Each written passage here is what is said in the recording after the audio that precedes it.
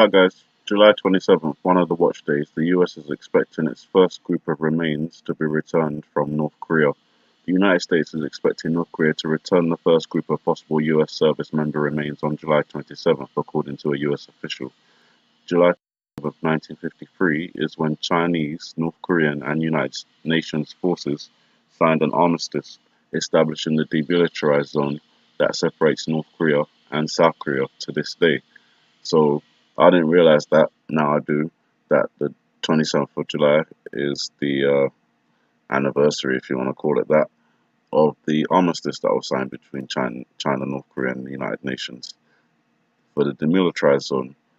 When we do look at the iPad Goat video, we are or have presumed that this is the Korean Peninsula and that we're looking at the demilitarized zone and North Korean or possibly Chinese tanks crossing over it during a time of peace talks and saying no nuclear war and love and all that, as seen on the girl's face in this video. And obviously the other thing referenced is the skeleton. Different interpretations have been layered over this particular frame of video, but obviously one connection could possibly be the return of the American dead that died over there during the war. So obviously keep an eye on July 27th. I don't know if the remains are actually going to be returned or if it's going to be another false gesture, but certainly July 27th is a watch day for other reasons, the blood moon and so on and so forth. If you're not familiar with what we're looking out for, there are a couple of videos on my channel posted in the last couple of days that should catch you up quite quickly. And then I was just browsing through the video and I was thinking about this scene with the representation of Osama bin Laden possibly representing Iran on a floating iceberg, which I believe represents a ship of some kind, with these soldiers standing there, not just representing soldiers, but with their pointy heads also representing missiles. And what follows after that scene is this scene, the oil scene, and I think that is connected to the Strait of Hormuz and the news that Iran has threatened to block it. So I think that that depiction that we see of Osama bin Laden on the boat is Iran coming out and blocking the Straits of Hormuz. The other thing that makes me think of like a blockage is this it's not really an iceberg, it's like a structure, like a rock structure across the water. Could indicate some sort of barrier that's been put in the way. So that's just an interpretation. Again, we'll see if Iran does go ahead and do that. Obviously, if they do, that will mean direct war, oil coming out of Iraq, Iran, Saudi Arabia all travels through the Straits of Hormuz. So it would be I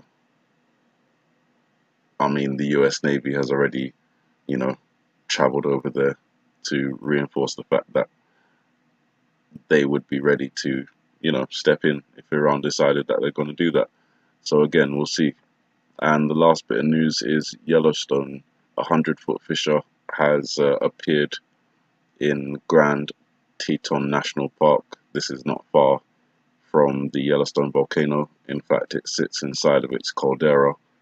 The giant crack in the Wyoming-based national park has prompted officials to shut down areas from tourists in case of landslides.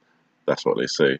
The Grand Teton National Park said in a statement, the Hidden Falls and Inspiration Point areas are currently closed due to elevated potential for rockfall. The area was closed to protect human safety on July 10th after expanding cracks in a rock buttress were detected. It is unclear how the crack opened, but it is likely due to normal, they say, seismic activity in the national park area. Despite being around 100 kilometers from the Yellowstone National Park, Grand Teton does sit over the Yellowstone supervolcano. If it was seismic activity beneath Grand Teton that caused the fissure, it could be a sign, could be, that Yellowstone is reawakening, along with the other signs, the geyser erupting, the earthquakes, the ground deformation. it all does seem to point to Yellowstone being more unsettled than it normally is. And obviously we've got other volcanoes that are erupting, other volcanoes we're watching. So, you know, even though I haven't interpreted Yellowstone into the two volcanoes that could possibly be shown in the iPet Goat video, it's still a volcano to watch. Obviously the most dangerous of all the volcanoes to watch.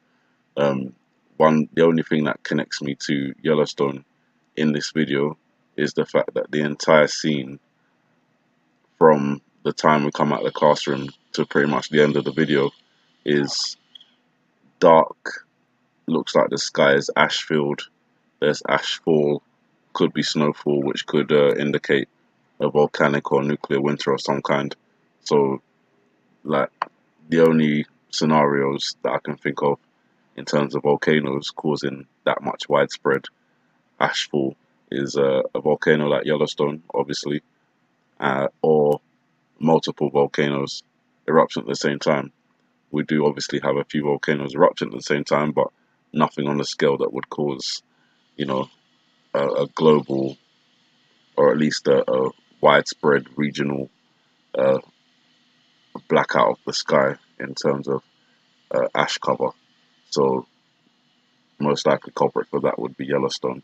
So keep an eye out for it. Obviously, we've been reporting on these things gradually over the months as we've seen um, the Steamboat Geyser erupt multiple times. I think it's up to 11 times so far this year. Now we've got this 100-foot fissure that's appeared, and obviously they're gonna tell you that everything's fine, it's just normal, because to tell you otherwise would cause mass panic. So be wary, be cautious. Have a good day, have a good afternoon, have a good evening, and may the Heavenly Father bless you.